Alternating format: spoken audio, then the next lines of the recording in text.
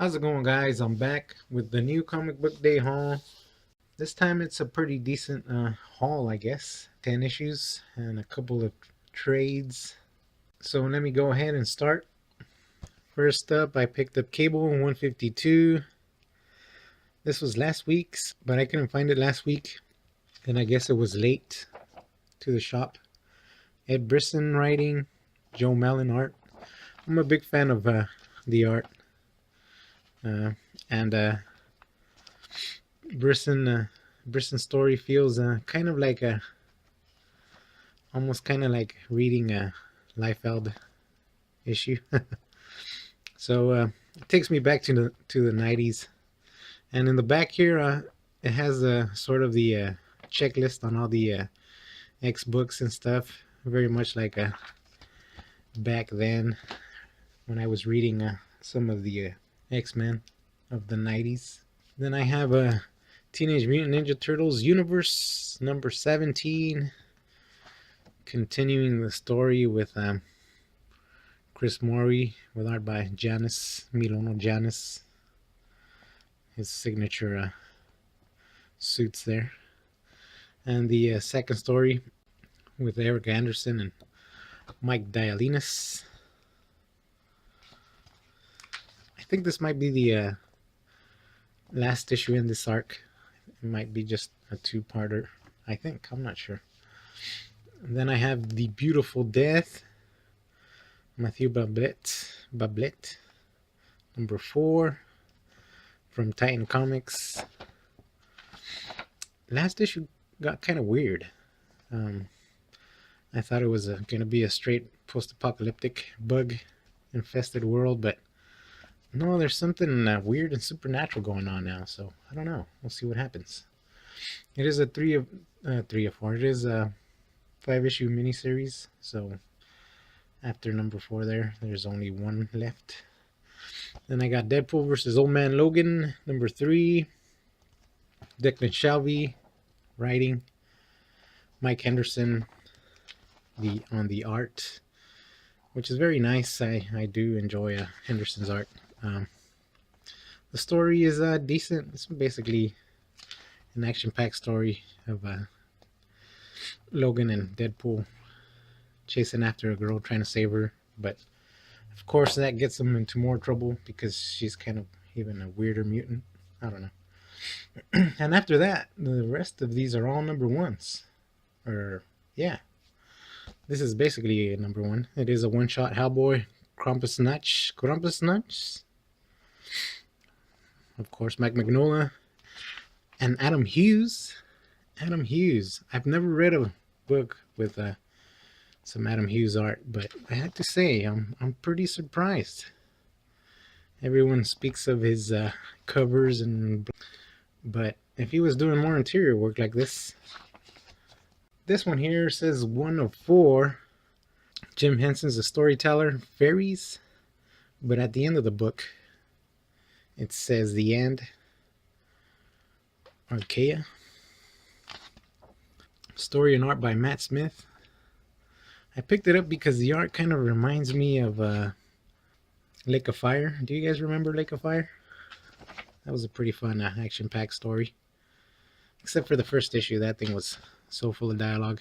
It almost made me nauseous, but it was a pretty good series, so I figured I would check that one out. I've never read anything within the Storyteller stories, so it's new to me. Another new title to me is Quantum and Woody, number 1. This is the relaunch by Valiant, I'm guessing. Daniel Kibblesmith writing. Art and color by Kano. And pretty much the art looked interesting, like any new title to me.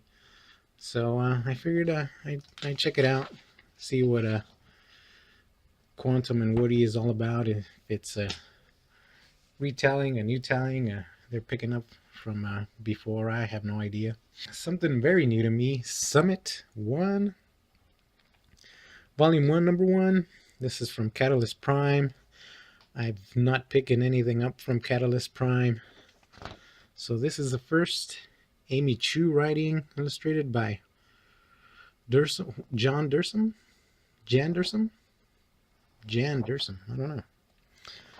Again, art looked interesting. I said, why not? Let's check this out. See what stories come out of Catalyst. This I was not planning on picking up, but I said, oh, what the heck. I'll pick it up. 30 Days of Night, the relaunch. This is the first issue, of course. Steve Niles, which I met at Bakersfield Comic Con. He was an okay guy, I guess. He was busy talking to his friends there, but he did sign a book that I picked up there. So he's redoing his story again for a new audience, I think he was saying. I don't know. And of course, this has art by Peter Kowalski. I guess Peter Kowalski. I think I've seen his art before. Now I can't remember where I've seen it. But like I said, I wasn't planning on picking this up. And it looks like it's going to be a lot of intro. So, I don't know. Hopefully it's good. Who knows? I don't know. But there you go. 30 Days of Night, the relaunch. And Aftershock here, of course, putting out a new #1. Backways by Mr. Justin Jordan. And art by Eleonora Carlini. Eleonora Carlini. So they're both creating this book. I don't know. I'm not too excited about the art here, but I figured Justin Jordan. Hopefully, he gives me a good issue. Goes through the first issue of the Unsound, but staying pretty good, not drifting down and out like in that series. So, yeah, I decided to pick it up. And the best part is it has a preview in the back of Cold War by with art by Hayden Shermanson. So of course I was excited to see that. If you read the few and you were a fan like I was of Mr. Hayden Sherman's art, yeah, look at that. So yeah, excited to read that and happy to check out a preview of Cold War. But that was it for the singles. Now on to 3 trades. I have Gorillas Volume 1. Finally came in. Bram Rebels Gorillas. So now I have 1 and 2, which if I did mention I got Volume 2 at Bakersfield Comic Con not too long ago. So yeah, I could start Gorillas now, see if it's any good. I think there's like 4 volumes in the series, or 5, I'm not sure. And then Terry Moore's Motor Girl, No Man Left Behind, final volume, Volume 2. Did I say it was Volume 2 of Motor Girl? I believe it was only, what, 10 issues? Or is it 4 issues? 4 issues, I mean 12 issues. I can't remember how long the series went, but this is the final volume.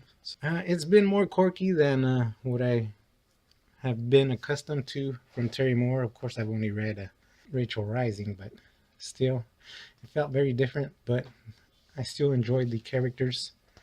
And finally, I have the man himself, Mr. Lobster Johnson,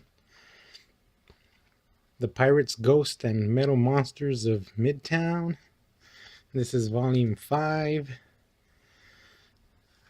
More from Mr. Mike Mignola, with John Arcudi this time, I guess, assisting on the writing. And of course, the great art from Mr. Tonzik Sojik. I really do enjoy his art. It's very pulpy. Feels a lot like some 60s comic strip. I don't know, I've never read any 60s comic strips, but I really do like his art. He kind of feels to me a lot like what's his name, doing Punisher doing Punisher Platoon right now. I can't remember his name, but anyways, Sonjik's art is very nice. If If you've never read Lobster Johnson, I do highly recommend his series.